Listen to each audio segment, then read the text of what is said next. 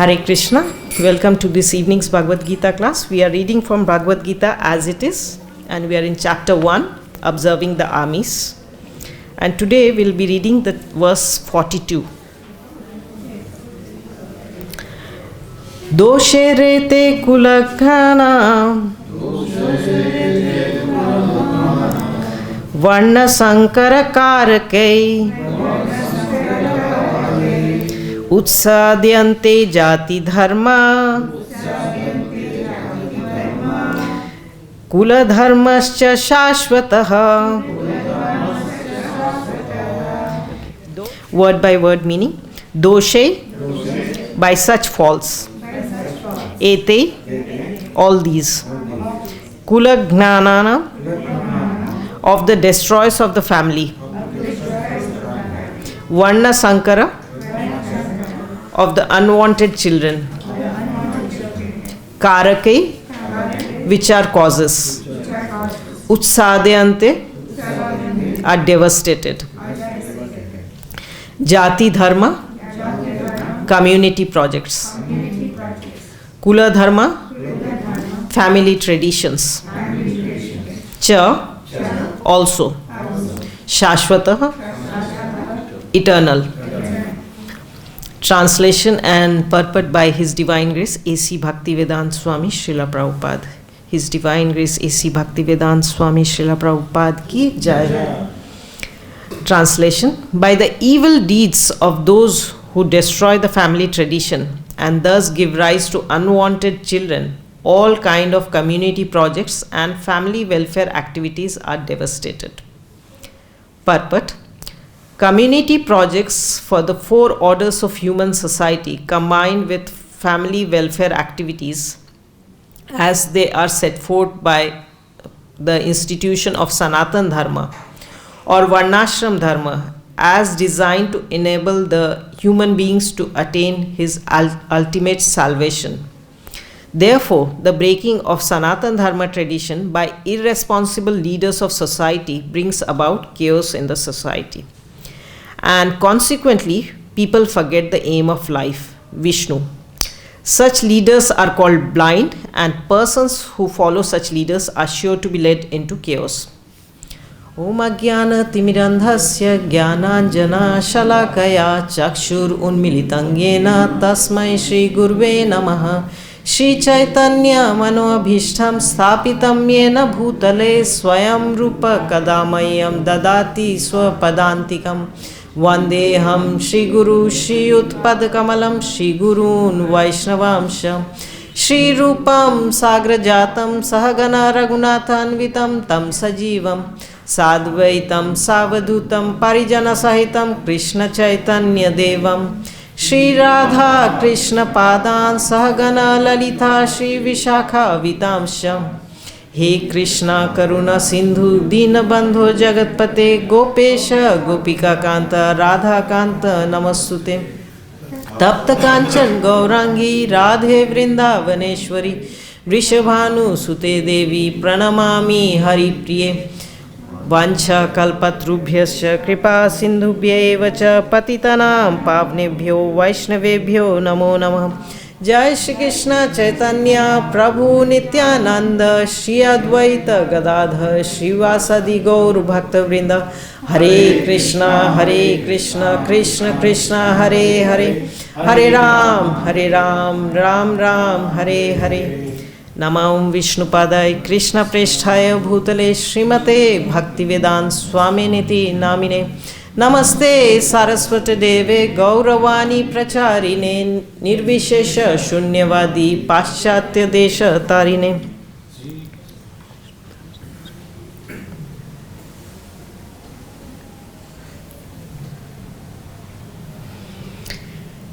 Okay, we'll read the translation once again. By the evil deeds of those who destroy the family tradition and thus give rise to unwanted children, all kind of community projects and family welfare activities are devastated. So this chapter starts with a question from Dhritarashtra to Sanjay about the events in the battlefield. And as per VT handbook, The chapter has been divided into 4 sections. First is introduction and preparation of war. And these are 13 verses where Duryodhan is first looking at the army of the rival side, and then on his own side, and he is mostly naming the soldiers on both sides. And also he is encouraging his soldiers to give their full heart into it, because there were some personalities on his side, like grandfather Bhishma and Dronacharya, who very much liked Arjuna, and so he wanted their wholehearted 100% support during the battle. Next section is signs of victory. There are many signs of victory, but most importantly the sign of victory is blowing of conch shell by Krishna and Arjuna, which has been described as transcendental. Prior to that, grandfather Bhishma also blew the conch shell, but it has not been described like that. And by blowing of conch shell by Arjuna and Krishna, the sound shattered the hearts of on the enemy side. So that was one significant sign of victory, and there were others also. This is in the verses 14 to 20. And then 21 to 27 describes Krishna as Bhakta-vatsala. We see that Krishna, who is Supreme Personality of Godhead, agreed to become charioteer of Arjuna. And here, instead of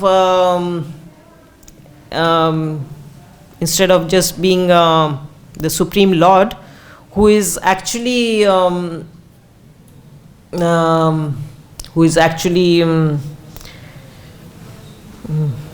controlling, and not directly controlling, but just by his supreme will everything is happening in this whole world, but agrees to carry out the orders of Arjuna, his devotee. And Arjuna asks him to place the chariot in front of the 2 armies. And then he sees his relatives on both sides and also on the enemy side, and then he becomes bewildered and his heart changes. And then he is hesitant to fight. And this is from verses 21 to 27. And rest of the chapter describes Arjuna's doubts. So it is put into 4 headings: compassion, enjoyment, fear of sinful reaction, his saintliness, and destruction of dynasty. So Arjuna, being a soft-hearted devotee, felt compassionate that so many people will be killed, and also he saw that on the other side also everyone was his relatives, like his uncle, grandparents, teachers, respectable grandfather Bhishma, like that. And so being this is due to material conception of life, he becomes bewildered and he thinks that I should not fight. And next is enjoyment. He thinks if everyone is killed, then why should I even desire for victory over these people, and try to we should think about gaining kingdom, because all those whom we love, they are here standing in front of us to fight against us. So it would not, if they are killed, even at the end of the war, although we may have the kingdom, we will not be happy. So this is under the heading of enjoyment. And saintliness and fear of sinful reaction, Arjuna argues that if he kills these respectable people like grandfather Bhishma and his teacher Dronacharya, and many others also who are there on the other side, if they kill them, they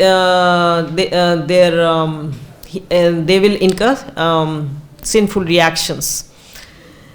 Because Niti Shastra says so, that even if the superiors are wrong, they should not be retaliated. Prabhupada also says in one of the Purport that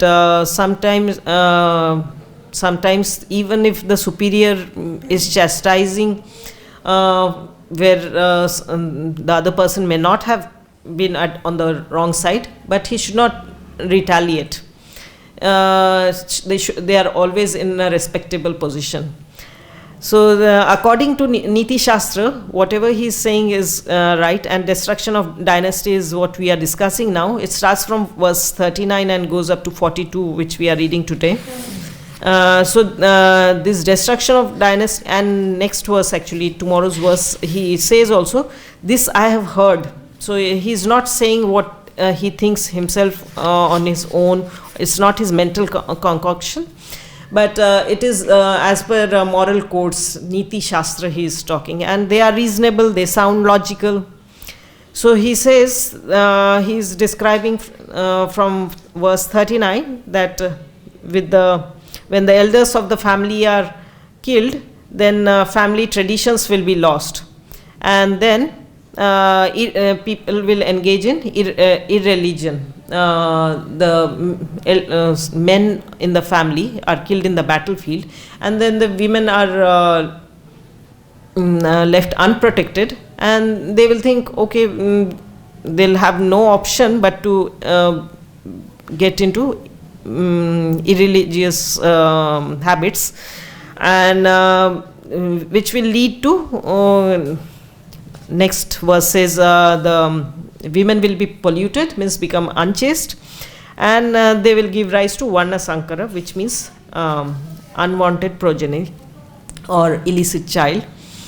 And then next in 41, yesterday's verse, it said that then what happens is also in the Purport to 40, Prabhupada says this varṇa-saṅkara, no, he didn't mention, but it applies to varṇa-saṅkara, that good, he says in Purport to verse 40, that good population, chastity and devotion will give rise to good population eligible for participating in varnashram system. So this varṇa-saṅkara, they are not eligible to participate in varnashram system. And yesterday's verse, one of the family tradition, it has been discussed, is offering of oblations to forefathers and ancestors. So these traditions are lost. And today's verse is about community project and family traditions. Of course, even in the first verse, it said, pranashyanti kula-dharma sanātana, and now utsādyante jāti-dharmāḥ, but then utsādyante kula-dharmāśya śāśvatāḥ, and śāśvatāḥ and sanātana mean one and the same, eternal. So they are talking about the same thing, that kula-dharma, family traditions, which have been going on since long, eternal they call it. He calls eternal family traditions, and today's verse also says about community project, they are devastated, completely lost. So what are the different kinds of jāti-dharmāḥ? Last week I was sitting in Ramakant Prabhu's Bhagavad-Gita about Mathuresh Leela.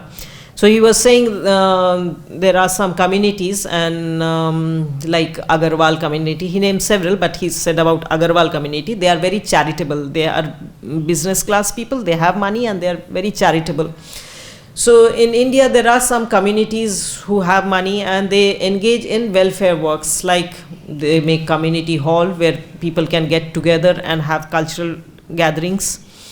Or digging of wells. Of course, these days it's no more digging of well, but like we have even in Parikrama Marg and in front of temple, these RO water machines. So this kind of activities, which is for human welfare, not that they have money and they are doing just for their own community, but for general welfare.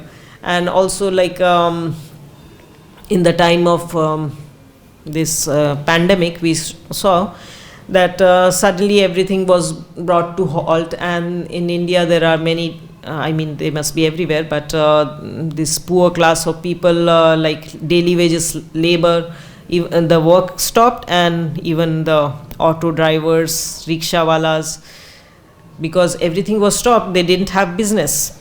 and these people mostly depend on their daily income, and that's how they live. But there are people who have lots of money, and they are kind enough to distribute food. Of course, in Vrindavan, Radharani is taking care of everyone, and prasadam or food distribution is going on, whether there is pandemic or no pandemic. Always there is plenty of food, khichdi or sometimes halwa, sweet rice or puri. All through the years, somewhere or other, food distribution is very common, but even in those times, during lunch hour, some vehicle was coming with packets of food and distributing to these kind of people who needed them. So this is kind of community project. And kula-dharmāḥ family traditions, I was also thinking what are the other family traditions. So I was thinking like in India, in the olden days, everybody would train their children for some classical music, classical dance, and these classical music, dance, they are all related to God, like the songs they teach, or even the Saraigama, the origin is from Vedas, or dramas also, like Natya Shastra, it's also a Shastra. We hear in Chaitanya Charitamrit, Ramanand Rai was teaching using two professional dancers and singers. He had composed Jagannath Vallabha Nataka, and so he was training them to play this, and they were called Devdasis, and this was performed in front of Lord Jagannath. So the classical dance within India, even within India, what is in South India and what is in North India, that's different, but the classical dance are meant for pleasure of Lord, and even they depict such pastimes. Even the songs are describing Lord's pastimes like that. Also, last week I was hearing Sarvabhauma Prabhu in the Bhagavatam class, and it was 14th chapter, Lord Brahma's prayers to Krishna, and it was the last verse. So in that last verse it said, last verse is verse 61, in this way the boys spent their childhood in the land of Vrindavan, playing hide and go seek, building play bridges, jumping about like monkeys, and engaging in many other such games. And in the purport it says, sometimes the boys would jump around like the monkeys in Lord Ramchandra's army, and then enact the building of bridge to Sri Lanka by constructing play bridges in lakes or ponds. Sometimes the boys would imitate the pastimes of churning the ocean milk. So this was Lord Krishna. And then I was also remembering that tomorrow is Nityananda Trayodashi. Last week it was, last Monday was Advaita Acharya appearance. But similar thing is, similar description we hear about Lord Nityananda's childhood also. That they were always enacting the pastimes of Lord Krishna, Ram, Vaman, and other avatars of Viṣṇu. So I would read few of them. It's nice meditation, especially because tomorrow is Nityananda Trayodashi also. So this is about Lord Nityananda. He enacted the pastimes of marriage of Vasudeva and Devaki, the birth of Shri Krishna in the prison of Kamsa, the journey of Vasudeva to Nandgaon, and how he carried Krishna over Yamuna river, as well as his return from Nandagram, and how he brought Mahamaya, who had just appeared as daughter of Yashoda, with him. He enacted the slaying of Putna, the breaking of cart, Krishna's butter stealing pastime, the slaying of demons, Dhenuka, Agha, and Baka. He also displayed the pastimes of pasturing of cows, the lifting of Govardhan hill, and stealing of gopis' clothes, and the Lord's bestowal of mercy upon the wives of sacrificial brahmanas. He performed the pastimes of sending secret advice to Kamsa in guise of Narad, and killing of Kuvalaya elephant, and the wrestlers Chanura and Mushtika, and killing of Kamsa. Nityanand Prabhu also enacted the pastime of Vamandev's cheating Bali of the 3 worlds and took the role of Ramachandra. His friends, acting the part of monkey soldiers, pretended to build a bridge of floating stones across the ocean, in imitation of the pastimes of Ram.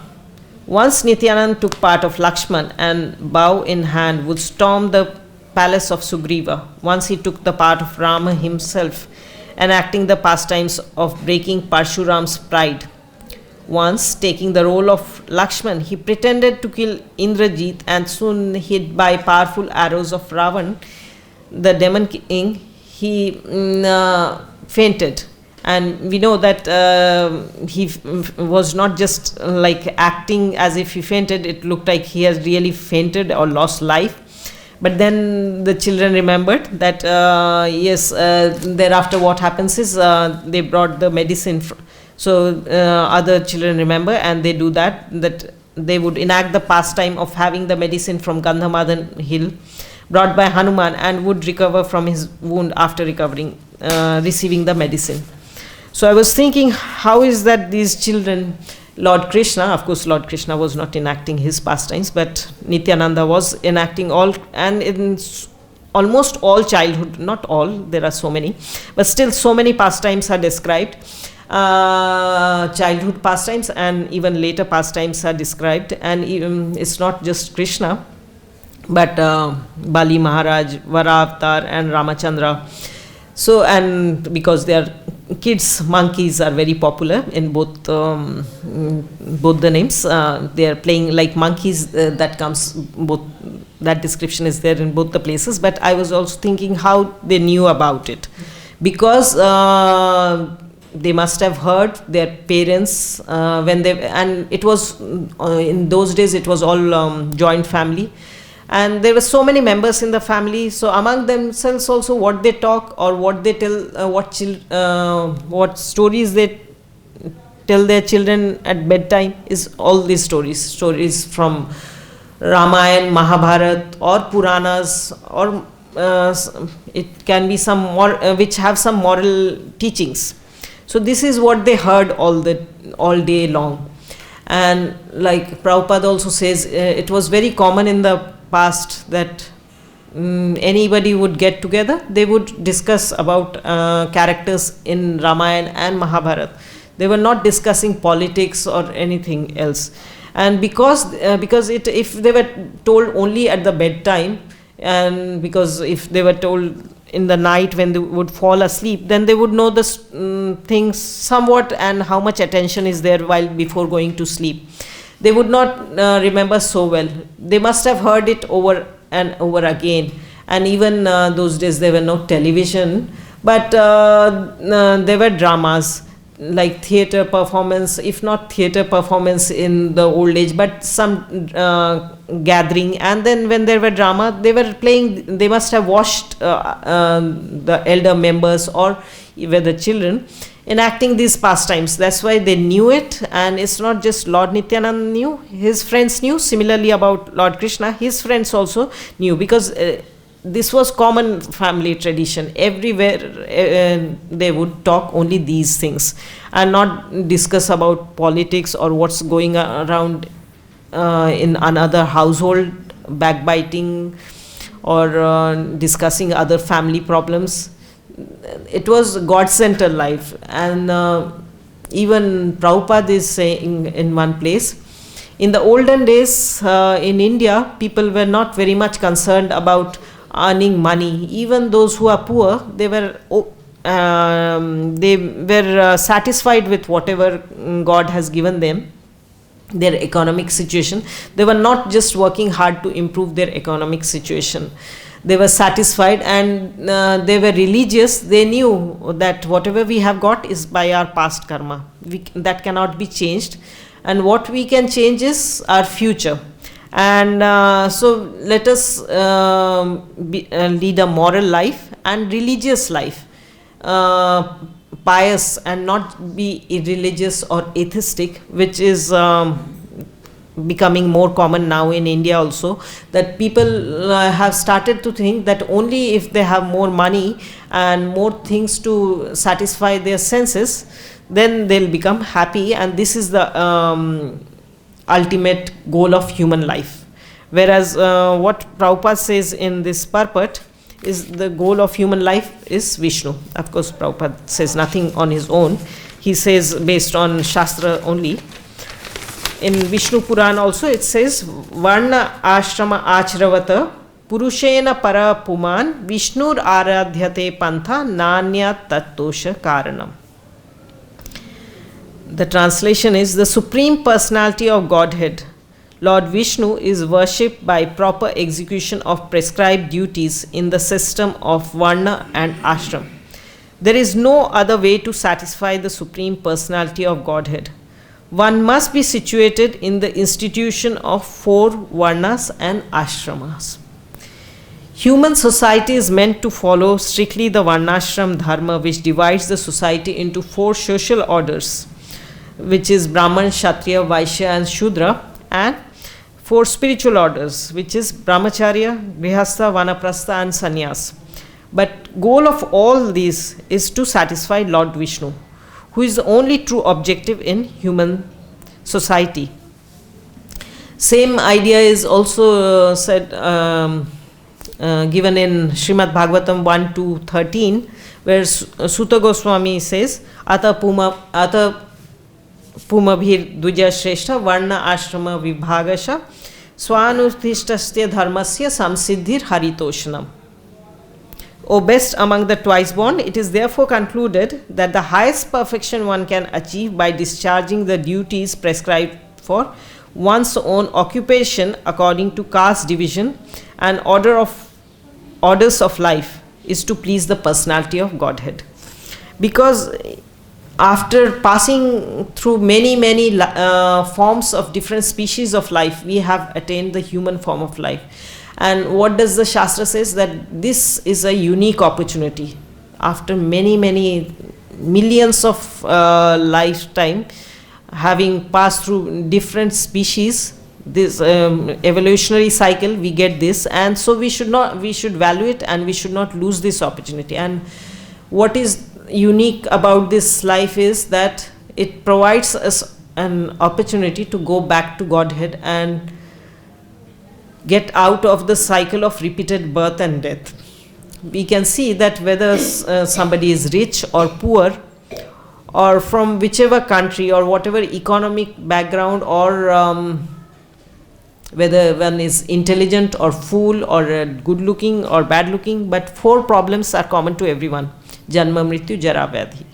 And these problems come to everyone, and not really. Of course, these are 4 broader categories, and then there are subsets also: Adi Daivik, Adi Dhyatmik and Adi Bhautik Klesha. And all these, we are tormented by these almost all the time. We are suffering, but the glare of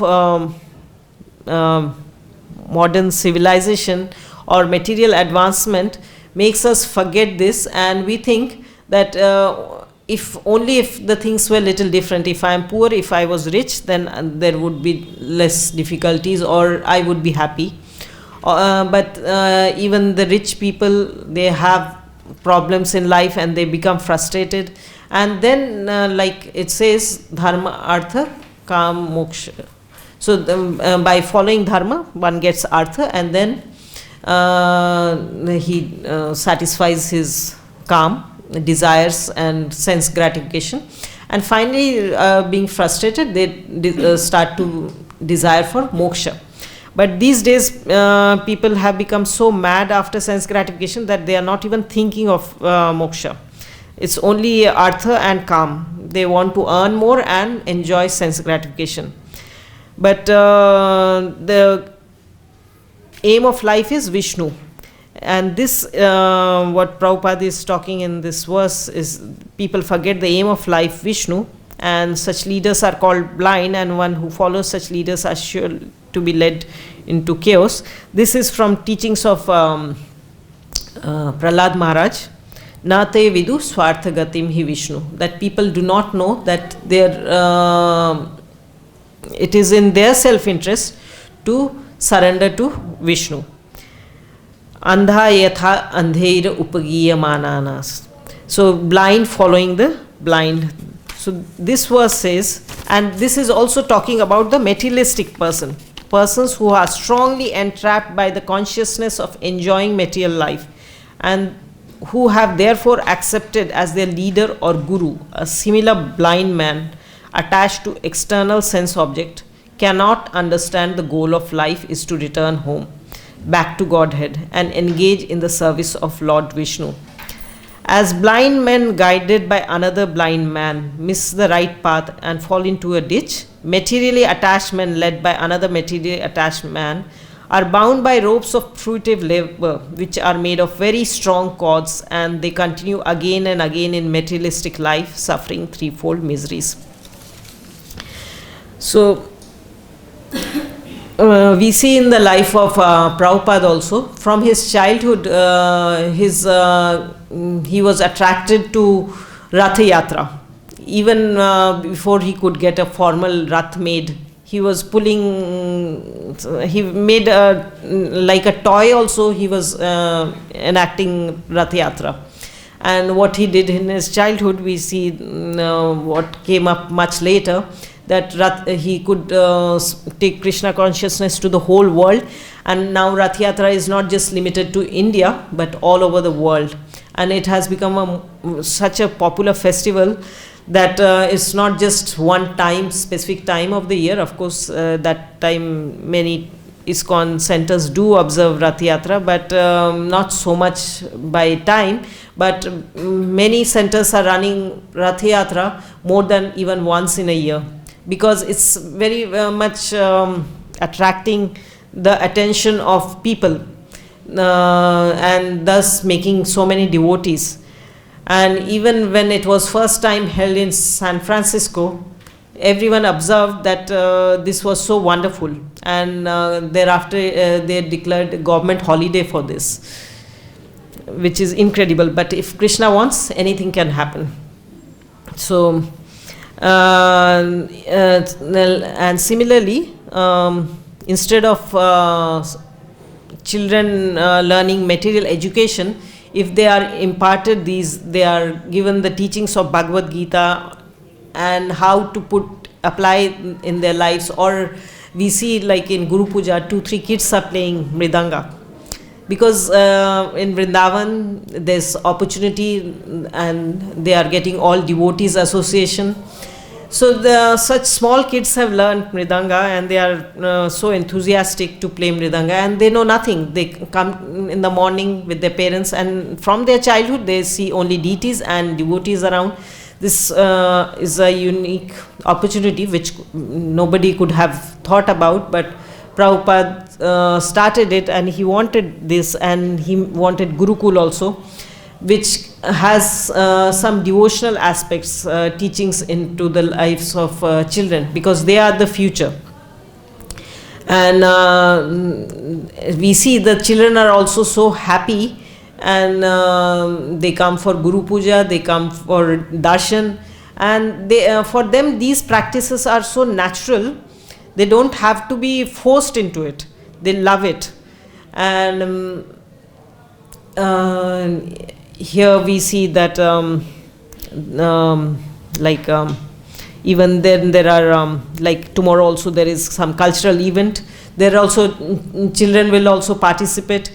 So dramas are being enacted, so they are being trained for that. And then there is Sunday school where they are being told the pastimes. So how Prabhupada introduced all this, that these can Prabhupada brought back these into the life of people in Kali Yuga. Otherwise these were kind of forgotten. But fortunately, by grace of Lord Chaitanya and Srila Prabhupada, again these things have been brought, and now ISKCON is growing widely in India at least, and many other parts of world also. It's very favorable, even in some countries like Ukraine, Lithuania, I mean, how much do I know? There must be some more countries also, many more countries where it is spreading.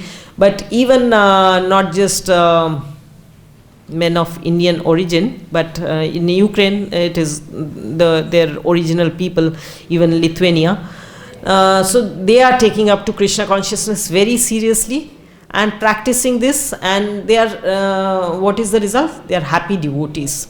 And they have built up huge communities. In the past, sometimes it might have been difficult for the children when they go to the school, outside school, normal school, they may be not finding anyone who is like them.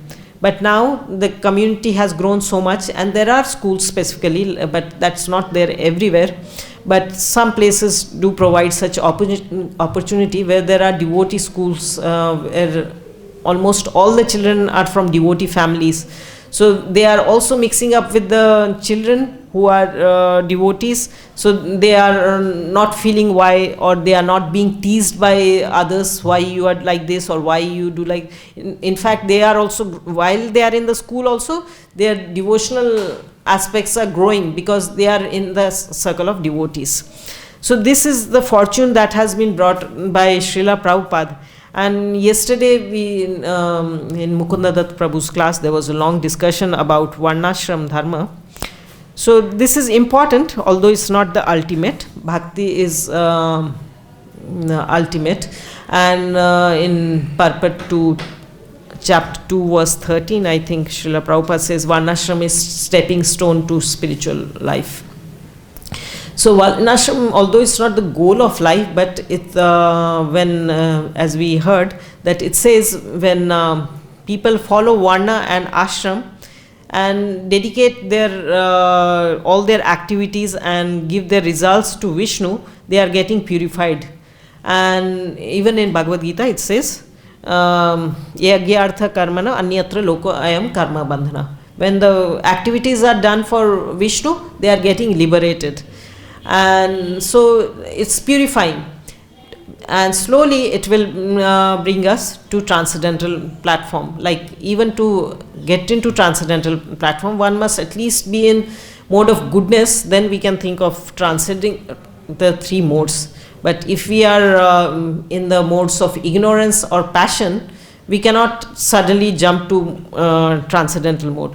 So similarly, varṇāśrama-dharma is not the ultimate goal, but it's a stepping stone. It is helpful.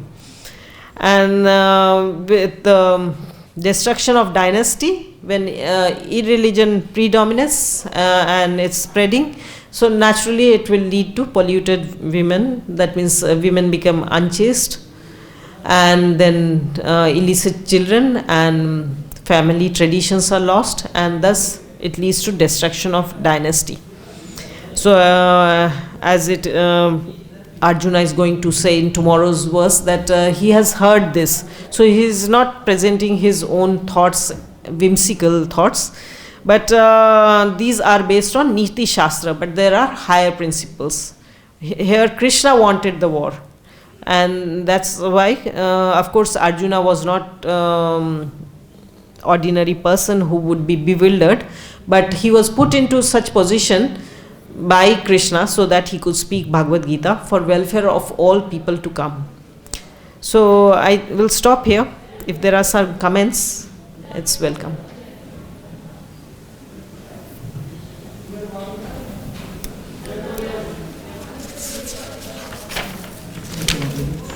Thank you. You have explained a lot of time, a lot of things, a lot of points you have covered very effectively and efficiently. I'm just seeking some clarification that Arjuna has raised these doubts on his probability or on his presumption basis, doubts that it might happen, would have happened if this thing will be done, what will be there, then the society will get, and the women will get unchaste, and they won't be chaste, and then society will get degraded. This is the one side. Arjuna is presenting his statements in front of Lord Krishna not to fight.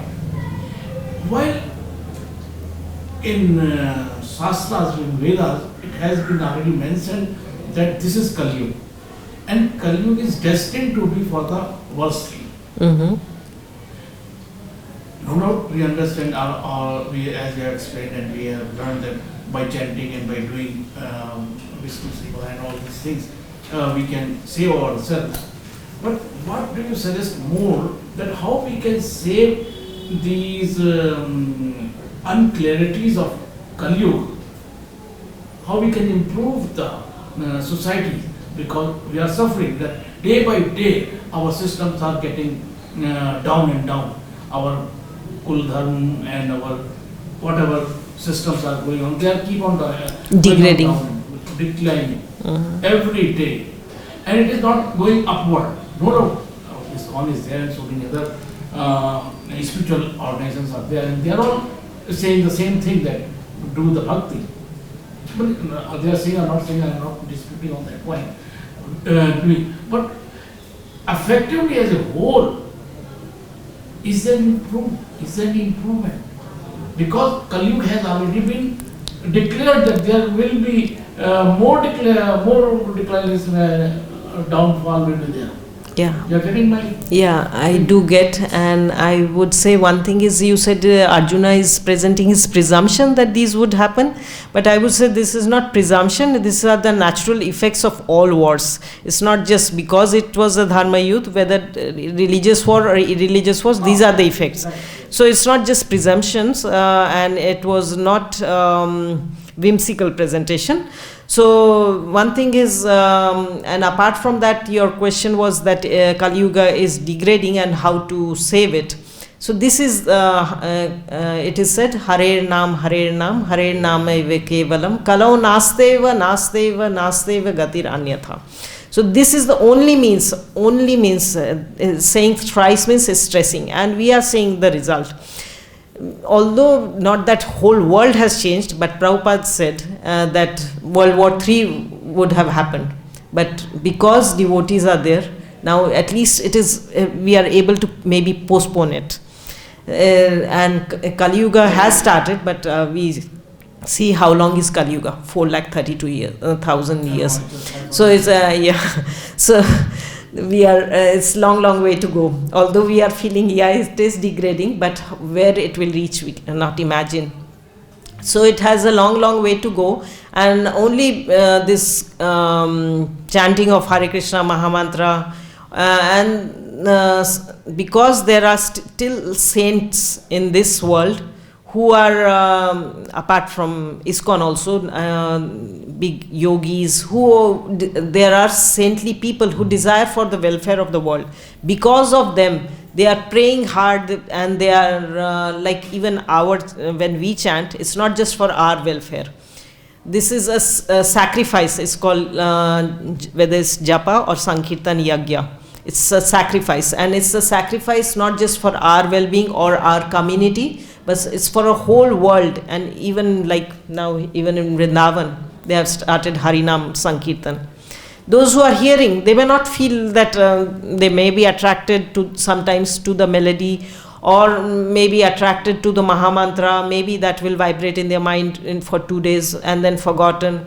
Of course, in Vrindavan they cannot forget. Hare Krishna Mahamantra is all around, it's written on the walls there, and it's not just ISKCON Vrindavan. There are visitors who are going on parikrama, so it's so common. In Vrindavan they cannot forget, but wherever there is Harinam, even those who do not understand, maybe they don't even like in outside India, Western world, even these words Hare, Ram, Krishna, they may not be able to catch what is going on.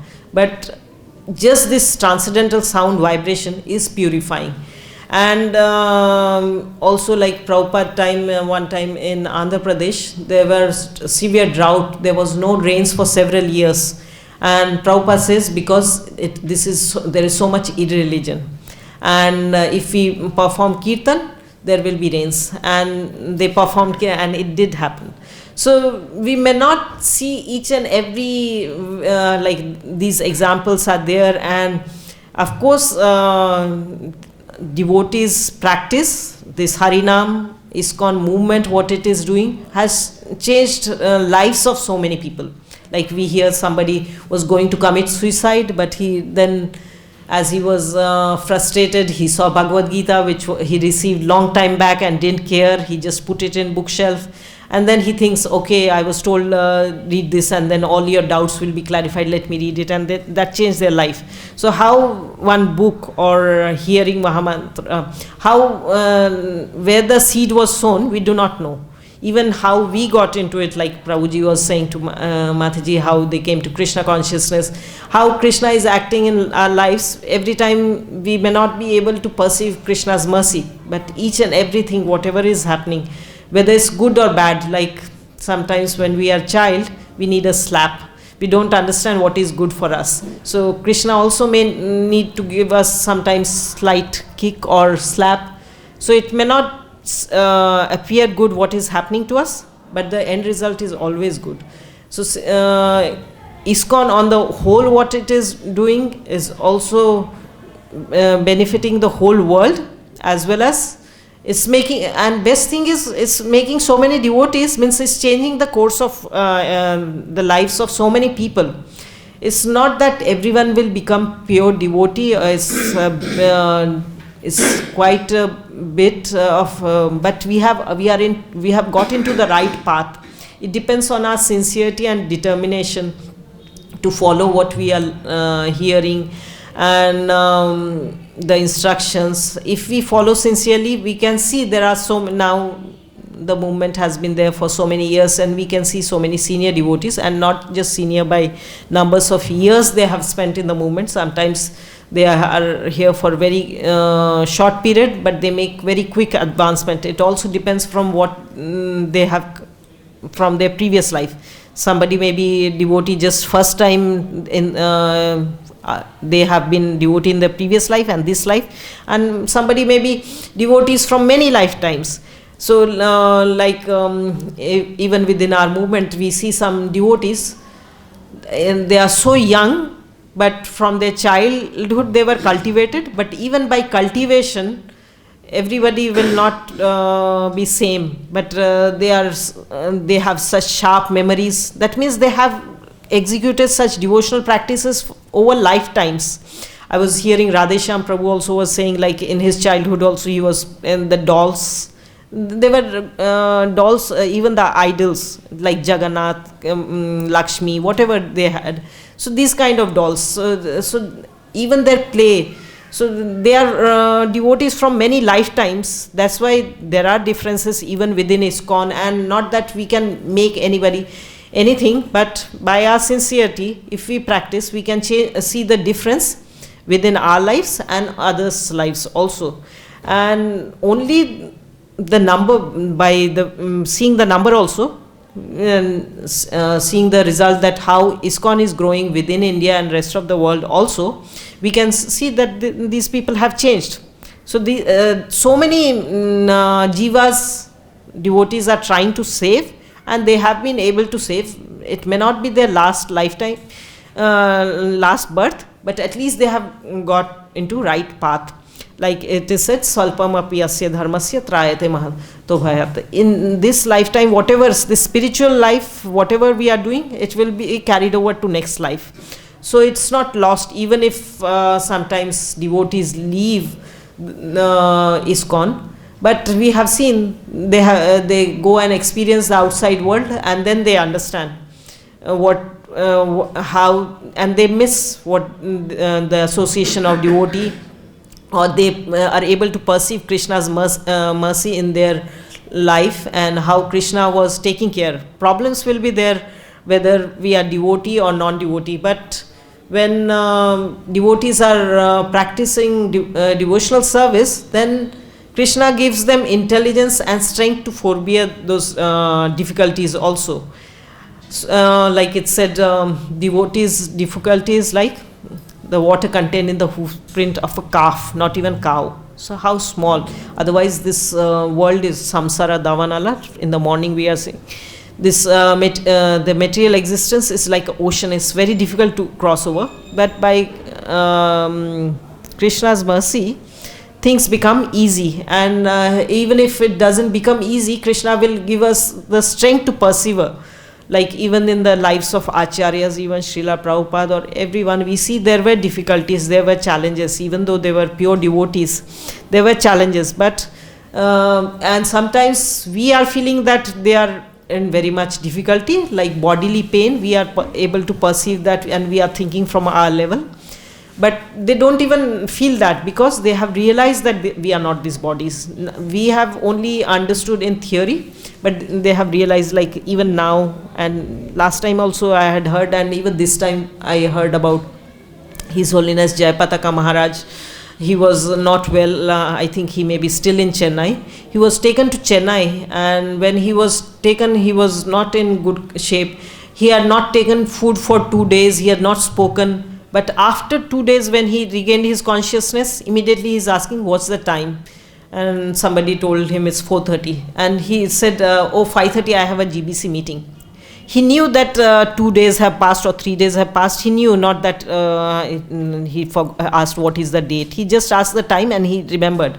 So these people have realized that we are not these bodies. We are not realized, but if we have got some theoretical understanding, but we have these wonderful devotees in front of us whom we can see what Krishna consciousness, how much change. That's why it's called Hare Krishna Andolan or Hare Krishna movement. It has brought about a revolution in the life of devotees, in most of the people's life, those who have taken Krishna consciousness. It brings about a huge change. That's why it's bringing about, it's said, like a revolution.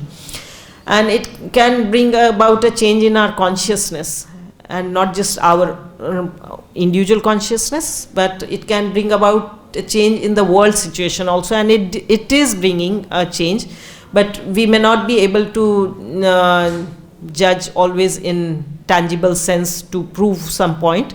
But like Prabhupada brought about some examples, or even number of people taking up to Krishna consciousness, that means these jivas have been at least saved. Thank you. So Hare Krishna. Thank you. This you said that these souls, they have been practicing bhakti from many lifetimes, at Radheshyam Prabhu, like that. So how do we, what is the understanding that, because we know Lord Chaitanya came 500 years back, and then ISKCON started just 1966, whatever. So how they have been practicing? Many lifetimes. No, it's not just about ISKCON. Yes. And like Vaishnavism has been there even before. Although it was becoming extinct, but it was not like when Chaitanya Mahaprabhu went to South India, he met Venkata Bhatt. They were Vaishnavas. So they were not followers of, they were not, they were different sampradaya, but they were Vaishnavas. Vaishnavism was there, Madhvacharya, or even our past acharyas here, how it's coming through disciplic succession, it's given. So it's not that before Lord Chaitanya there was no Vaishnavism. So, and sometimes we may, like I heard about one devotee, I think from Bhaktivedanta Manor, somebody has was a brahmachari in the past life, and now she's female. Yeah, she is born as a female, and she has again taken birth in ISKCON family, and I think she is Bhakti Charu Maharaj's disciple. And Maharaj was once asked, how do you see her? So he said, I see her as a soul who has been practicing Krishna consciousness from past life. And that she remembered that in the past life, I think that brahmachari had died by an accident, and somehow a thought of a Mataji came, and so he has taken a female form. Similar stories, allegories there in Bhagavatam also. But it's not necessarily ISKCON. Even with or before Prabhupada's ISKCON, Gaudiya Vaishnavism was there through Bhakti Siddhanta Saraswati Goswami Maharaj or Bhakti Vinod Thakur. These we know more about these, and some of the acharyas we don't know so much. Here a long list is given how this has come through disciplic succession. In the beginning of Bhagavad-Gita, Prabhupada has given, and even this list is not complete. Because if we see how many names are given, some 22, 23. Madhvacharya, of course, we know, huh? 33. 33, okay, 33. But in 5,000 years, it would, from Lord Krishna, in 33 generations, it would not come. You know, like in Kali Yuga, life is said 100 years. So it's not 33, only these 33 names are there in. So this list is not complete. And Vaishnavism was there, it was becoming extinct. So these people like Bhaktivinoda Thakur, what a vision he had. He could send his books to all world. He could think that we can't even think. I mean, in those days there were not only postal service, I guess, maybe there was no courier also.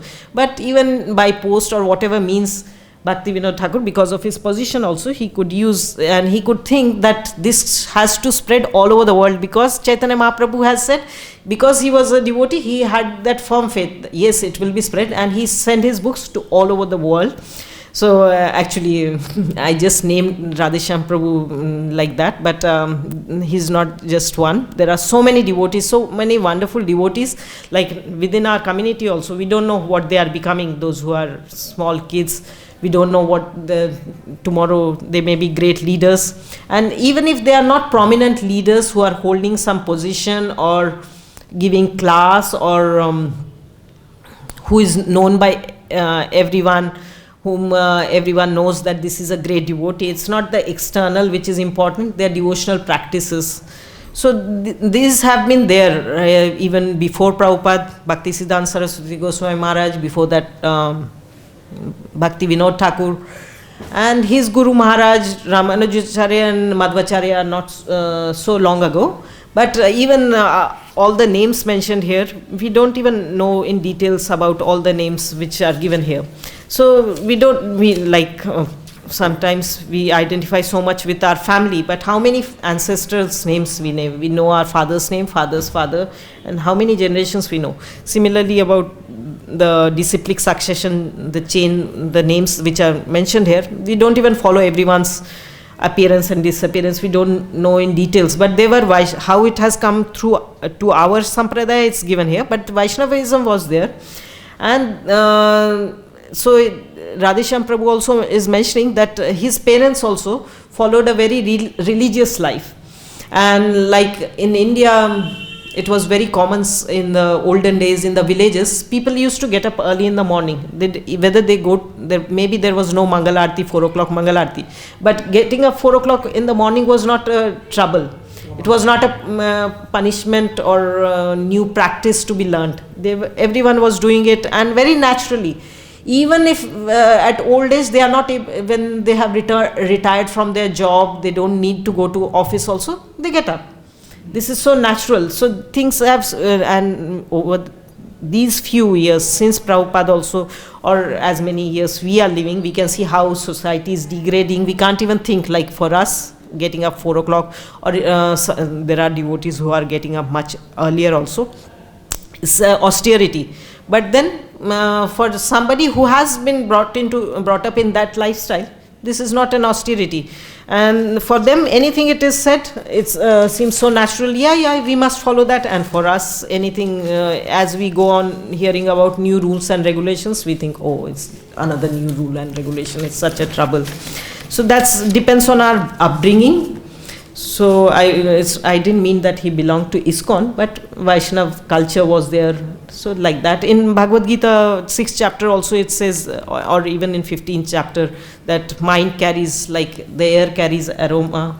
Similarly, mind carries the impressions, and we are carried over to next life. And in 6th chapter also it said, from previous birth, they are quickly attracted, like short fall down and somebody who falls down after a short practice and long practice. There are 2 cases discussed in the 6th chapter, and they are naturally attracted. Those who have been devotees in past life and those who have been following such principles from their childhood, they are naturally attracted, and it becomes so easily acceptable to them. And for someone who has not done, whether in this life or even in past life, it may be so difficult to accept these practices. But by chanting, we are getting purified. We may not see it immediately, but we can see the change in consciousness over the years, how it brings such change in consciousness. Is that okay? Yes. Thank you. Hare Krishna. Excuse me, a small question. Do you see the connection of rising numbers of devotees in Ukraine and also rising risk that war, that Ukraine will be the center of the Third World War? Because that's what I need to say also the same thing. What are the questions? I'm from Ukraine and I know that this war troubles so much because your intention, practice, but still devotees are really very sincere and very serious. And comparing to India, it seems much more devotees in India, but since people are not much serious and they're enjoying so much life with kids, with families, going Govardhan, Radhe Radhe, and Ukraine still seems having very big amount of serious devotees, and simultaneously there is big risk of happening world war here in this country. One thing I said, Prabhupada said we are deferring the world war, at least it's being pushed behind. That's one thing. And sometimes this apparent difficulties in the life of devotees, we see from immediate point of view, like Bhishma Dev is also saying that how it's so difficult to believe that Pandavas who are great devotees, they are always under tribulations, they are always facing difficulties.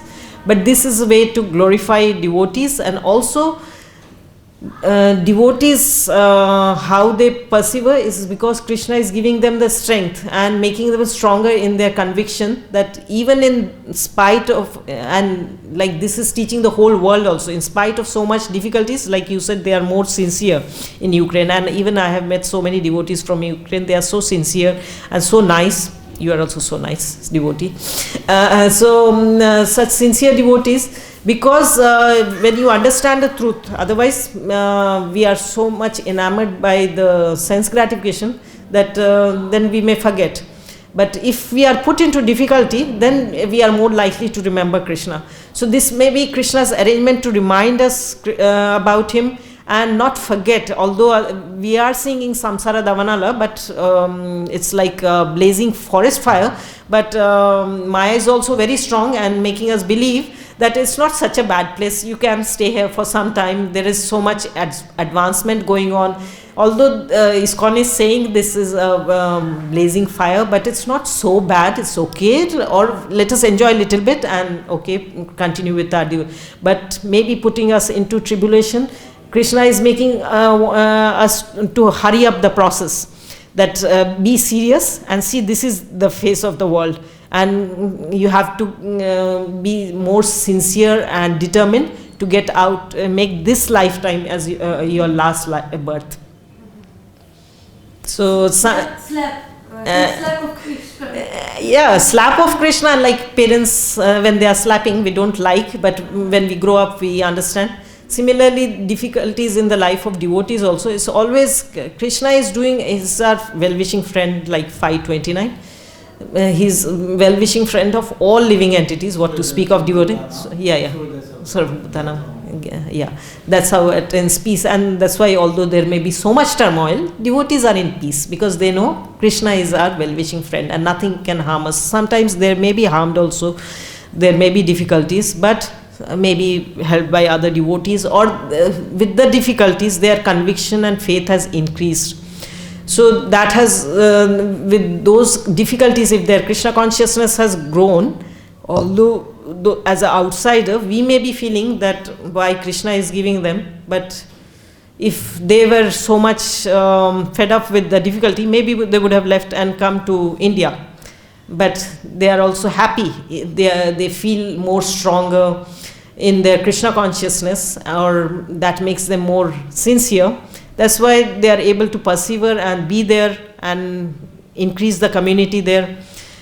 I think it's a small country, but number of temples, number of devotees, and so sincere devotees. And of course everyone has their own level, and sincere devotees are there everywhere. But a community also, when the community is big, it helps them grow. And this is what Prabhupada has given us, a big house where everyone could come and practice together, live together, help each other. So that's what I think, that although this turmoil may be there, one thing is the world war is getting deferred. I don't know whether I'll live to see that, whether it starts from Ukraine or not. But yeah, difficulties, and I'm really neither now or even before knowing much about world politics. So I don't know whether the situation is now. Of course, this atheist, and especially the Russian, even the communist, Prabhupada says, and it's true, the communist says, so you think God gives you bread? Go and ask for bread and see whether God gives you. And they are kind of atheists. So naturally they'll hate the devotees, and they want to make the lives of devotees difficult. But we will see that every time they will make an attempt, that will make the devotees community stronger. Like ban on Bhagavad-Gita or something like this. This gives more popularity. Again, number of devotees increases. And so it's ultimately a plan of Krishna which is going on. We may not be able to see it immediately, but it is for well-being of everyone. Those who are in that difficult situation and those who are taking up in this difficulty, everyone is benefited in some way or other. And thank you. In support of your statement, what you have explained to her, Yeah. my humble submission is that annihilation has to be happened. It has to be there, because in the domain of the Lord, creation, maintenance and annihilation. So it has to be happened there. We can't save that. This whole studies, whatever we are doing, in my opinion, you may correct me, that it is for our soul purposes. This body has to destined to die. If this body has destined to die, then this whole society, this whole world, and this whole building, civilian, whatever they are there, they has to destined to die, to annihilate. Today, tomorrow. Yeah, but the goal is to get out of this repeated cycle of birth and death. That is what Bhagavad-Gita. That's the main goal. Right. So, and the degradation, can you discuss with you? You have time or not? No, I mean, now the class is finished. Hare Krishna.